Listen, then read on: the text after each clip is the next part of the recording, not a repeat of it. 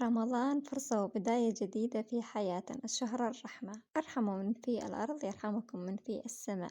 أسأل الله في هذا اليوم الفضيل يشملنا جميعا برحمته ومغفرته ويصلح نياتنا وذرياتنا، ويجعله شهر السعادة والفرح، ويجعله شهر تبادل فيه ذنوبنا إلى حسنات وهمومنا إلى فرح وأحلامنا إلى واقع، وييسر أمورنا. أسأل الله لا يحرمني ولا يحرمكم الرزق والتوفيق ورحمته ومغفرته ورضاه. السلام عليكم ورحمة الله، ويسعد لي أوقاتكم من وين ما عم تتابعوني، ويا ميت هلا ويا ميت مرحبا فيكم في فيديو جديد. كيفكم؟ طمنوني عنكم، إن شاء الله تكونوا بألف ألف خير. وفضلا منكم لا تنسوني من لايك، الله يجبر بخاطركم يا رب. وإذا كنتوا أول مرة تفوتوا على قناتي لا تنسوني من الاشتراك والضغط على زر الجرس عشان يصلكم كل شي جديد أنا بقدمه. خلونا نذكر الله ونقول لا إله إلا الله محمدا رسول الله، وخلونا نكتب الصلاة على رسول الله، اللهم صل وسلم وبارك عليه. وهين يا صبايا بدي أسوي كبة وبدي أشارككم طريقتي خطوة بخطوة إن شاء الله. ومثل ما شفتوا صبايا بأول الفيديو حطيت طنجرة على الغاز وسلقت بطاطا. هسه البطاطا استوت عندي وقشرتها، وكمان بيو عندي برغل الناعم لونه أبيض. هسه فيه ناس تستخدم اللونه أسمر، ليش؟ لأنه يلف معاهم بسهولة، عرفتوا؟ أما أني لا استخدمت البرغل الأبيض هذا. وكمان حطيت بطاطا سلقتها طبعا، وبعدين اللهم صل على سيدنا محمد، وحطيت كمان نشا، حطيت 3 معالق نشا، وكمان حطيت ملح، حطيت كمون، وحطيت بصل.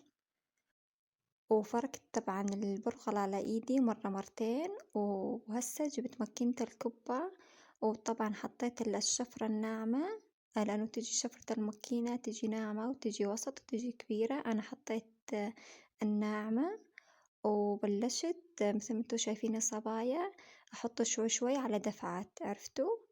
وطبعا الماء ده مكينة يا صبايا عادي، يعني الطريقة هاي مع البرغل مع البطاطا كثير سهلة، يعني حتى ما تلزم مكينة، عرفتوا؟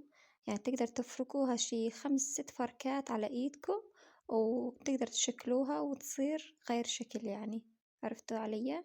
للي ما عنده مكينة، واللي عنده مكينة بيكون أحسن وأحسن.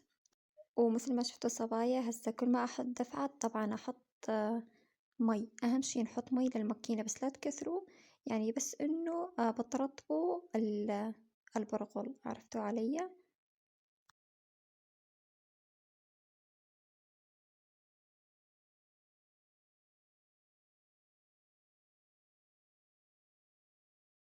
وهيك خلصت يا صبايا. هسه في ناس بتسوي لها يعني وش ثاني، بس أنا لا خلاص راح أكتفي بالوش هذا. وبدي كمان بدي أعجنها على إيدي، عرفتوا علي؟ وكمان هنا ذوبت نشا، لأنه بدي أدهن إيدي بالنشا وبدي أعجنها، عرفتوا علي؟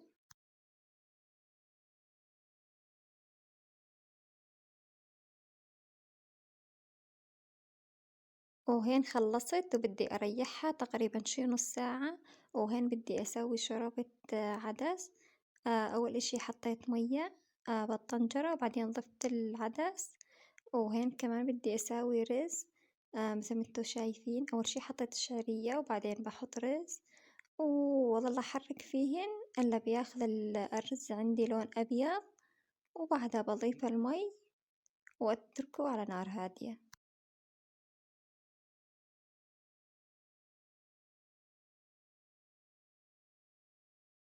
وهنا العجينة ارتاحت عندي وبلشت أشكل بالكبة. هسا أنا سويت معاكم بس وحدة، بس حبيت أشوفكم طريقتي. صبايا أنا ذوبت نشا بالماي وحطيته جنب مني عشان شو بدهن راس الكبة عشان ما بتفك بالغلي، والنشا يخلي الكبة تتماسك وما تفك معاكم بالغلي بالمرة. وهين بلشت أقلب الكبة، خلصت الكمية كلياتها شكلتها. وهين بلشت أقلب الكبة، وشوفوا لي ما شاء الله شلون طلعت غير شكل. تعالوا تعالوا شوفوا لي شلون منظرها طلع. المنظر لحاله بيحكي غير شكل طلعت. وهين خلصت الكمية كلياتها قليل وبلشت بالزلطة. وبالنسبة للكوباية صبايا طريقتي كثير سهلة بالخلط للمبتدئات، كثير سهلة.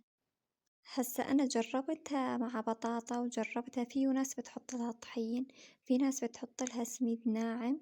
هو للصراحة يعني أكثر شي يعني طلعت يعني سهلة معاي وما بتاخد معاي وقت وكثير سهلة هي متل ما شفتوا البطاطا.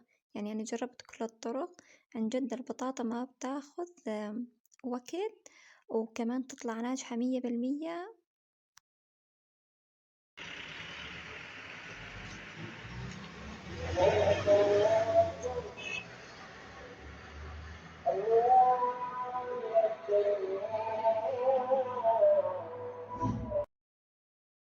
وهين حبيت أصور لكم الجامع وهو بيأذن وفطورنا صار جاهز. الله يديم علينا النعمة ويحفظها من الزوال يا رب، والله لا يحرمها حدا، وكله بالصحة والعافية. طيب الحمد لله رب العالمين على هالنعمة.